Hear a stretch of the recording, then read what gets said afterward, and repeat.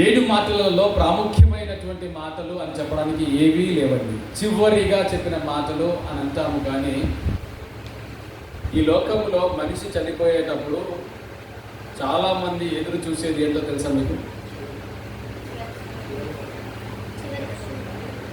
చాలామంది చూసేది ఏంటో తెలుసా? చెప్పండి చెప్పండి. చనిపోయిన తర్వాత ఆ మనిషి నుంచి ఎక్స్పెక్ట్ చేసేది ఏముంటుంది? ఏమి మాట్లాడుతున్నాడని ఎక్స్పెక్ట్ చేస్తారా ఎవరైనా? ఓకే, అది కొందరు ఎక్స్పెక్ట్ చేస్తారు. ఏమన్నారు చివరిగా?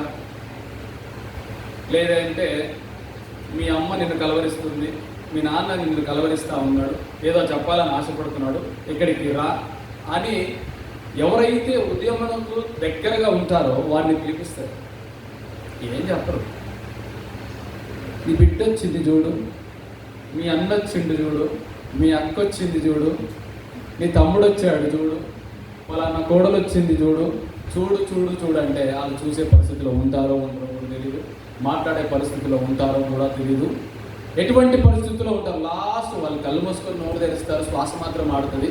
ఇందాక సహోదరి చెప్పినట్టుగా ఆ తీర్థాలు ఈ తీర్థాలు అన్నీ పానీయాలన్నీ పోస్తూ ఉంటారు. ఒక్కొక్కసారి తెలుసా ఆ పానీయాలు పోసి చంపేసే వాళ్ళు కూడా ఉన్నారు తెలియక. నిజమండి. అది పోయడము అవసరమా లేదా? డాక్టర్ సజెస్ట్ చేసేస్తే ఓకే, నువ్వేదో కలిపి దాంట్లో మా నాన్నకి ఇది ఇష్టము, మా అమ్మకి ఇది ఇష్టము, మా అమ్మమ్మకి ఇది ఇష్టము, ముసలోళ్ళ మీద అయితే ఎక్కువ ప్రేమ చేస్తారు. అడిగినప్పుడు అరే కొన్ని మంచినీళ్ళురా అంటే హీరో తెచ్చుకోపో అంటారు. ఈ పోసే కార్యక్రమం అయితే పోస్తారు. నేను ఒకరికి చూశాను, వరుస పెట్టి పోస్తున్నారండి 2 గంటలు స్పూన్ తోటి. అంటే పోయడం అంటే ఏదో చెంబులు పట్టుకొని బాటిల్ పట్టుకొని పోయారు. స్పూన్ తోటి గ్లాసులు పట్టి కొద్ది కొద్దిగా వాటికి ఎక్కడికి పోతుంది? ఎంత శ్రద్ధ బతుకున్నప్పుడే మంచుకున్నప్పుడే చూపిస్తాయి. సరే అలా పెట్టండి. అయితే చివరిగా మనిషి ఆయన ఈ లోకమును వదిలినప్పుడు కొన్ని కోరుకుంటారు. మాటలు కాదండి. ఏమి విడిచి వెళ్ళాడు, ఏమి ఇచ్చి వెళ్ళాడు. హల్లెలూయా. మనిషి వెళుతున్నప్పుడు ఏమి ఇచ్చి వెళుతున్నాడు, ఏది విడిచి వెళుతున్నాడు? మీరందరూ అన్య సంప్రదాయం నుంచి ఇక్కడికి వచ్చిన వారే. చనిపోయిన తర్వాత మనిషి యాత్ర ఇంటి దగ్గర నుంచి ప్రారంభమయ్యి సమాధుల తోట దగ్గరికి వెళ్ళినప్పుడు ఒక స్థలంలో దించుతారు. ఎక్కడండి? దింపుడు కళ్ళని మాట దించుతారు. అక్కడ దించిన తర్వాత ఏం చేస్తారు చెప్పండి? అన్నీ తీసుకుంటారు. అవునా? చిన్నది ఏంటది? ఈ ముక్కులో, ఈ చెవులో, లేకపోతే ఇక్కడ ఏమైనా ఆరాలు ఉంటే దాంట్లో ఒక చిన్న మొక్క తీసి మరలా ఆ నోట్లో పెడుతుంది. నీకు ఇంతకంటే ఎక్కువ భాగ్యం లేదు పో అని. అవునా? అంతేనా? అందుకే మన్న అయినది వెనకటి వలె చేరును, ఆత్మ దాన్ని దయచేసిన దేవుని వద్దకు చేరును. కాబట్టి మనిషి లోకంలోనికి వచ్చిన తర్వాత ఎవరికి ఎంత సంపాదించినా, 4 కుమారులు ఉన్నారంటే 4 కోట్ల ఆస్తి సంపాదించి పెడితే దానికోసం తన్ను కొని చేస్తారు. ఈయన మాత్రం పేటికలో ఉంటాడు, లేదా భూమిలో ఉంటాడు. నేను మొన్న మా బంధువులతో ఒకటి చూశాను.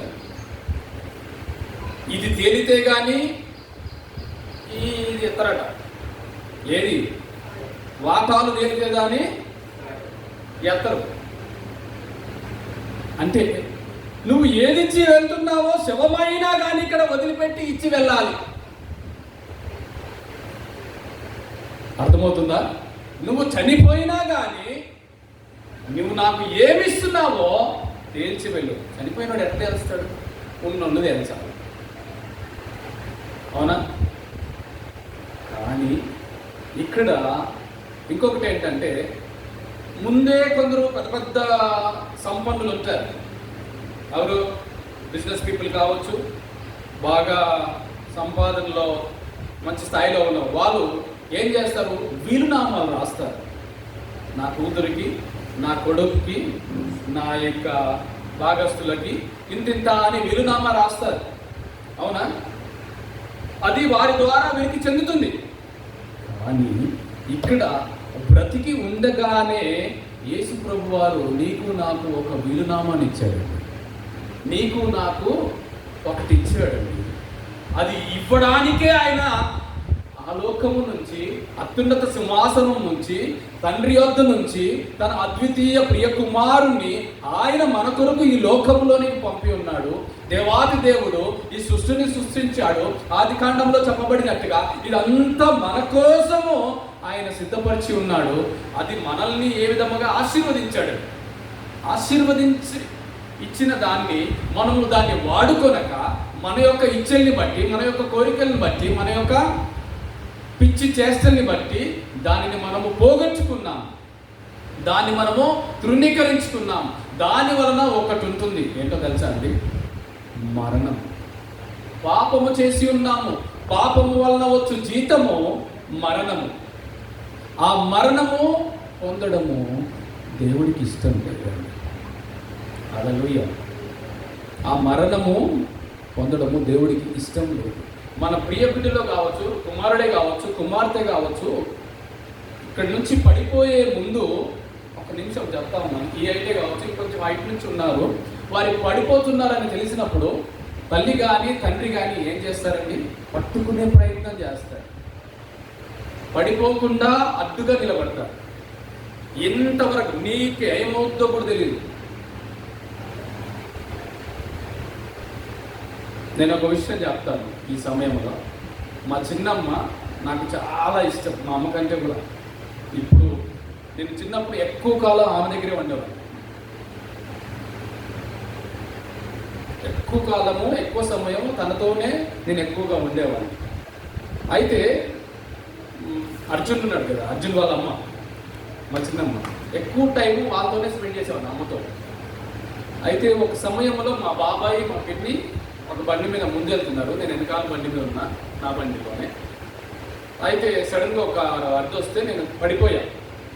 మా పిన్ని బండి మీద దూకేసింది, నేను పడ్డానికి. బండి రన్నింగ్లో ఉంది, దూకేసింది ఆమె. నాకు దెబ్బ తగలేదు, ఆమెకి దెబ్బ తగిలింది.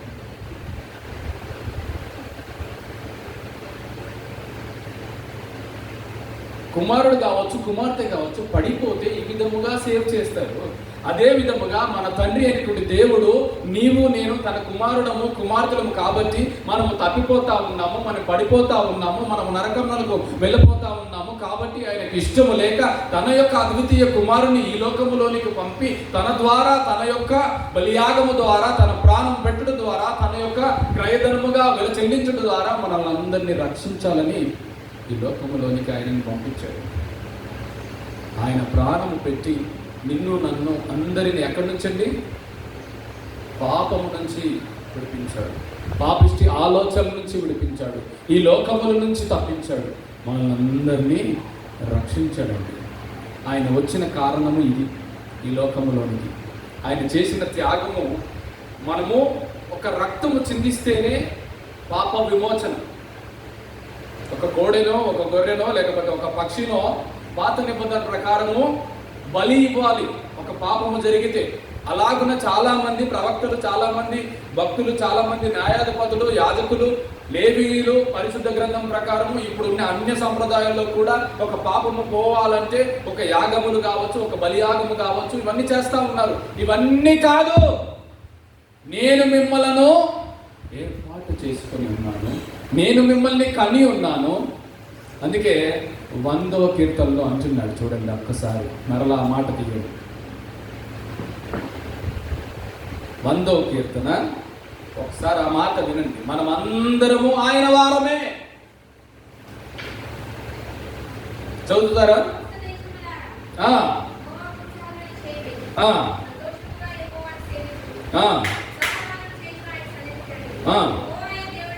యెహోవాయే దేవుడని తెలుసుకొనుడి, ఆయనే మనలను, ఎవరు? యెహోవాయే మనల్ని పుట్టించెను, మనము ఆయన వారము, మనము ఆయన ప్రజలము, ఆయన మేపు గొర్రెలము. హల్లెలూయా. కాబట్టి మనల్ని పుట్టించింది, మనల్ని ఈ లోకంలోనికి ప్రవేశపెట్టింది, మన కొరకు ఈ లోకము సృష్టించింది ఎవరండి? సృష్టికర్త అయినటువంటి మన దేవాది దేవుడు అండి. హల్లెలూయా. మనం ఇప్పుడు ఏం చేస్తున్నామనంటే ఈ సృష్టికర్తను మరిచి దేనిని ఆరాధిస్తున్నాము? సృష్టిని ఆరాధిస్తున్నాము. సృష్టి వైపు మనం మలుచున్నాము. అదంతా దేవుడు చూస్తా ఉంటున్నాడు. కాబట్టి అయ్యా, మీరు నా బిడ్డలురా, నా దగ్గర ఉండండిరా, నేను చెప్తున్నట్టు వినండిరా, నా దగ్గరికి మీరు ఈ లోకయాత్ర ముగించుకొని మరలా నా దగ్గరికి రాబోతా ఉన్నారురా. నా దగ్గరికి రావాలంటే ఒకటే మార్గము, ఎవరు? నా కుమారుని పంపిస్తా ఉంటున్నాను. ఈయనే మార్గము, ఈయన ద్వారానే మీరు నా దగ్గరికి రాగలుగుతారు, లేకపోతే ఈ మార్గము లేదు. హల్లెలూయా. కాబట్టి అప్పుడు ఎవరిని పంపించాడండి? యేసుక్రీస్తు వారిని పంపించారండి. సమరయ స్త్రీ దగ్గరికి వెళ్ళినప్పుడు యేసు ప్రభు వారు ఒక మాట చెప్తా ఉన్నారు, నేను ఇచ్చి నీళ్లు ఇంకెప్పటికీ తప్పిపోవడానికి. జీవజలమును మనకిచ్చాడండి, జీవాన్ని మనకిచ్చాడు, జీవాన్ని ప్రసాదించాడు. ఏంటా జీవాను? పరలోక రాజ్యము, నిత్య జీవము. ఈ లోకములో ఉన్నంత వరకే మనం ఏది చేసినా, ఈ లోకము విడిచిన తర్వాత నీకు మరణము, ఈ శరీరానికి ఒక మరణము, ఈ ఆత్మకు ఒక మరణం ఉంటుంది. ఈ ఆత్మ మరణించకూడదు అని అంటే ఇప్పుడే ఈ లోకంలో ఉండగానే ఆయన నీ కొరకు నా కొరకు ప్రాణం పెట్టాడని విశ్వసించి ఆయన నమ్మి మనము ముందుకు వెళ్ళగలగాలి. విశ్వసిస్తే మనము రక్షించబడతాము. నీ కొరకు నా కొరకు ఆయన పాపము నిమిత్తమై, శాపము నిమిత్తమై, దోషముల నిమిత్తమై ఆయన రక్తమును చిందించాడు. ఆయన రక్తము వలనే మనకు విమోచన. కాబట్టి అది మనము నమ్మి విశ్వసించి మనము నిత్య జీవమును పొందుకోవాలండి. ఈ శుభ శుక్రవారము అందరూ శుభమా అశుభమా? ఎవరైనా చనిపోయారంటే నాకు ఆ రోజు గుర్తు చేయకండి, ఆ దినమును గుర్తు చేయకండి. నాకు ఆ రోజు ఆ నెల వస్తుందంటే స్టార్ట్ చేస్తారు రోదనం. కాబట్టి నీ కొరకు నా కొరకు బలియాగమై ఉన్నాడు, నిన్ను నన్ను రక్షించాడు. కాబట్టి మనమందరము ఆనందించవలసిన వారమే. హల్లెలూయా. మనమందరము సంతోషించవలసిన వారమే. ఎందుకు? ఆయన బలి అయ్యాడని కాదు, అది దేవుని ఉద్దేశం అయ్యింది, దేవుని ప్రేమ అయ్యింది. ఆ ప్రేమను నీ మీద నా మీద చూపించాడు. కాబట్టి నిన్ను నన్ను రక్షించుకున్నటకు ఆయన ప్రాణం పెట్టాడు. ఆయనగానే ఆయన ప్రాణం పెట్టాడు. ప్రాణం ఇచ్చాడు ఆయనే, ప్రాణం ఇస్తుంది ఆయనే. ఆ ప్రాణమును ఎవరు ప్రాణం తీయలే, ఎవరు ఆయనకు చంపలేదు. అందరూ చూసేవారు ఏమంటున్నారు? దేవాలయం పడగొట్టి 3 రోజుల్లో కడతానన్నవాడా, నువ్వు సిలువ నుంచి దిగి నిన్ను రక్షించుకోవాలంటున్నాడు. అది కాదు అక్కడ ఉద్దేశం. ఆయన రక్షించుకోవాలంటే ఒక మాట. పిలాతు ఆయన దగ్గరికి వచ్చినప్పుడు ఏమంటున్నాడు? నీకు అధికారం ఇచ్చిందే నేను.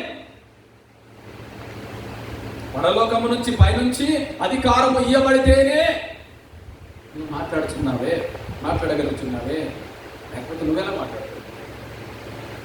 కాబట్టి ఆయన ప్రాణం పెట్టవలసి ఉంది. కాబట్టి ఆ ప్రాణమును పెట్టాడు, మరలా ఆ మరణమును జయించాడు. హల్లెలూయా, హల్లెలూయా.